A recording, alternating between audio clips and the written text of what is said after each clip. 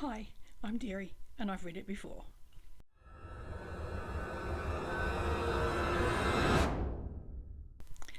This episode, we're going to be talking about the fifth elephant. Is the beginning of quite a strong arc in the City Watch series, and I stand by, you can read them as standalones. This is one of the small arcs that are worth reading in order. This is where we see the beginning introductions of some key players in that particular slightly longer storyline. Each book from here is still a standalone in that it each has its own plot, it each has its own climax to that plot and has a finished storyline. But these are the players in that continued theme. Now at the end of Jingo, we see a change in title again for Captain Vimes.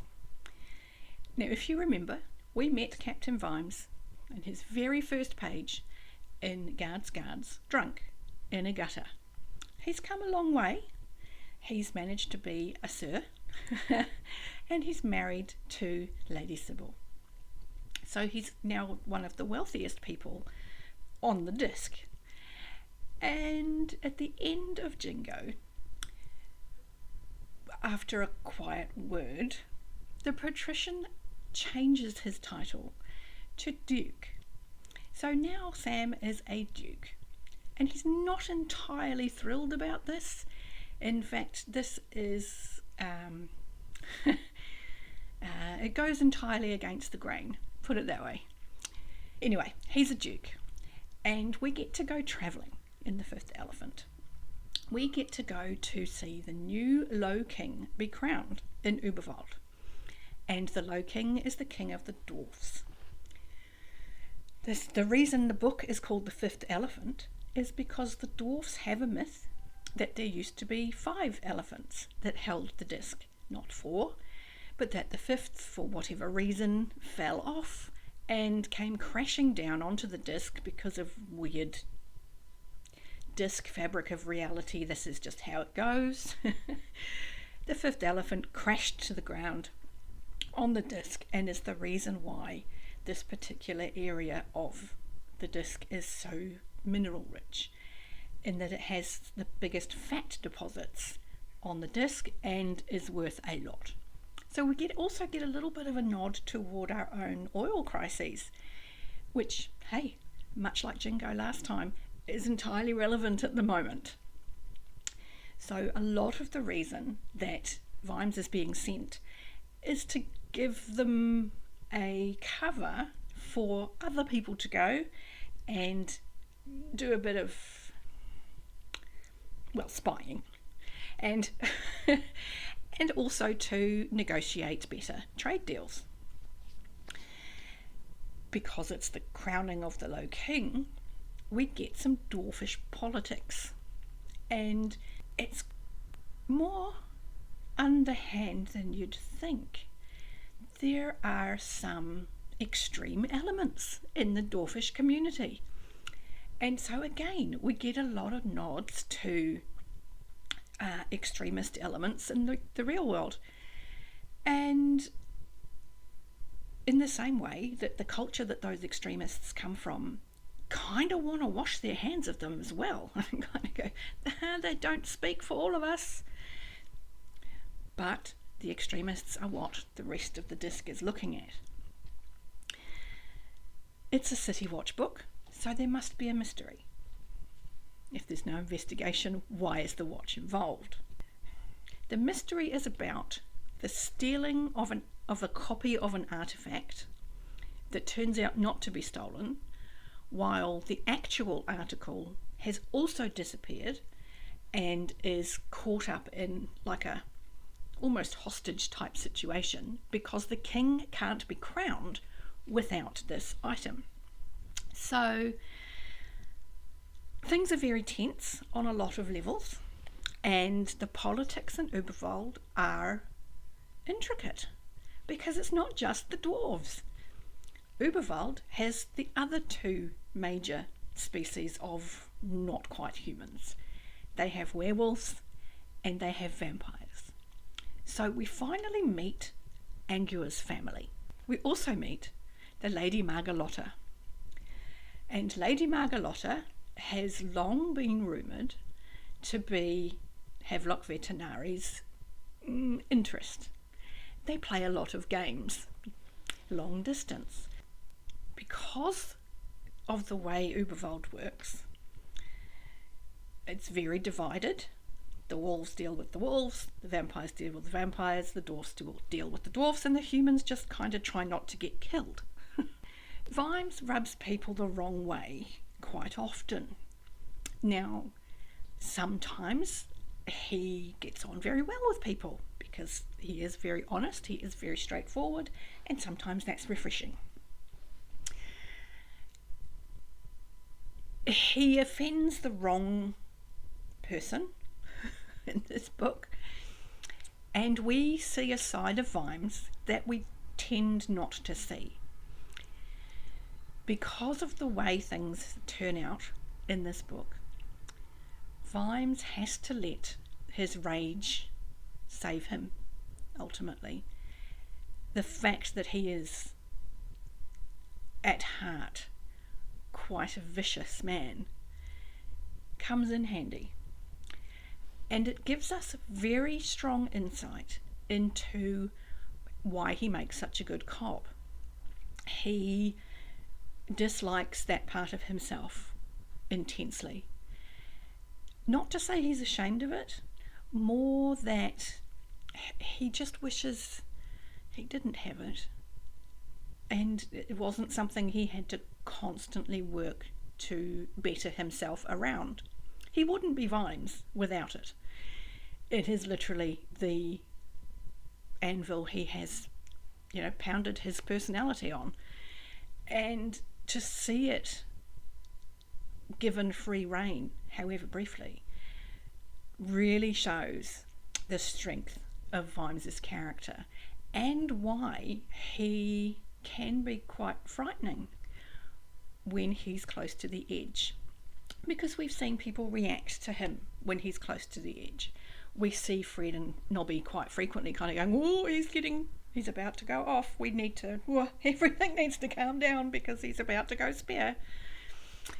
And we see what happens when Sam Vimes goes spare. It's impressive. And it was definitely a fist pumping moment because you're like, whoa, yes. Even though it's a moment he's not particularly proud of.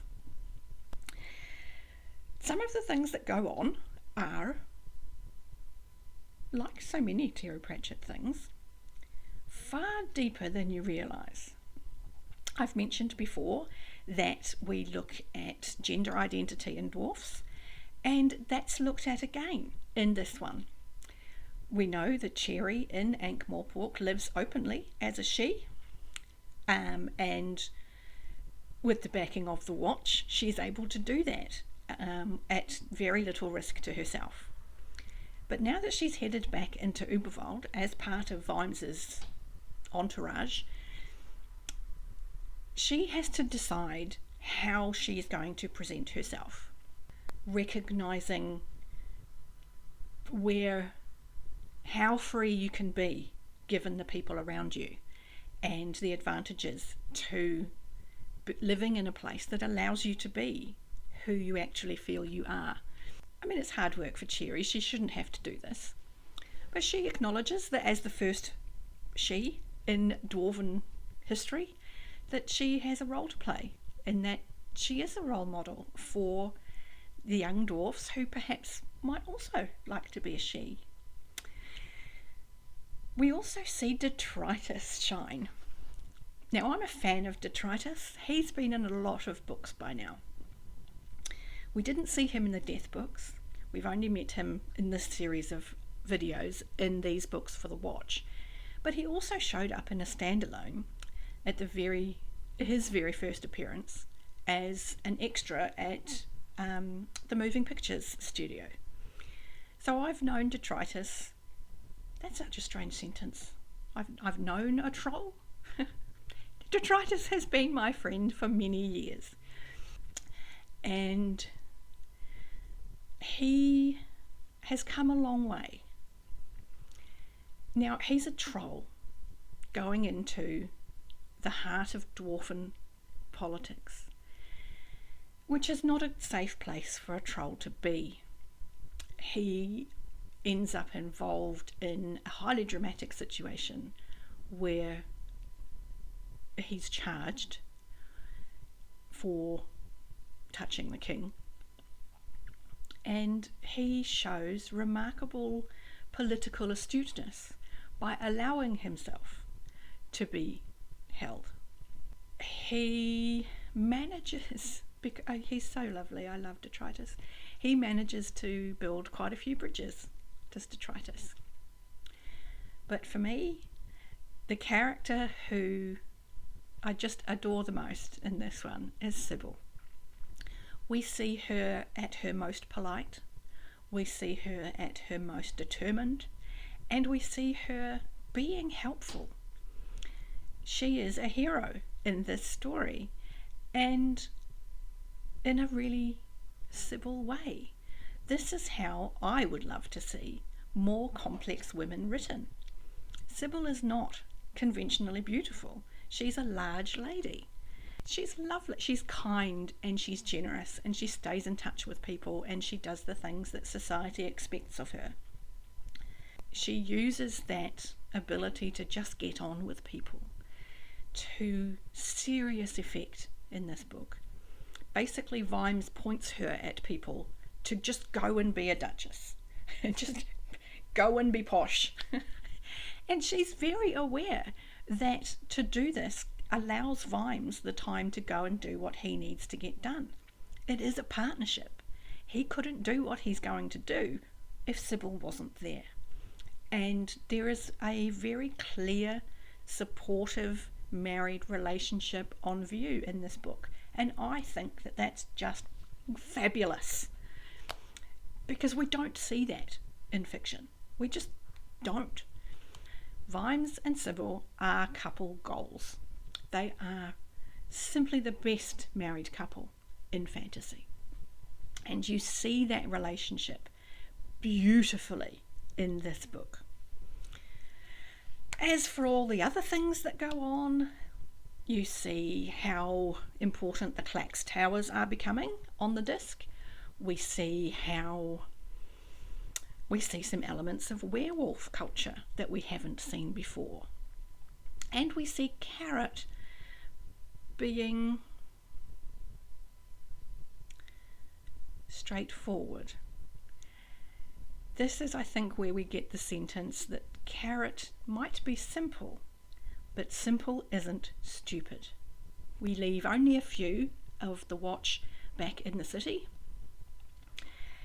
and Fred is going bananas because he's not cut out for management.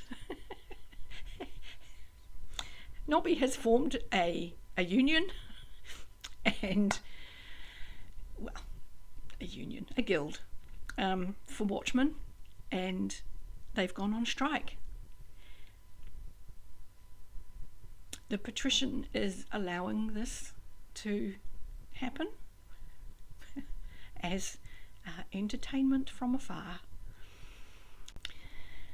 Those of you who are fans of Russian literature will catch a lot of references. Those of you who are fans of Dracula, it's Uberwald, very much the Discworld equivalent of Transylvania. There are a lot of nods there.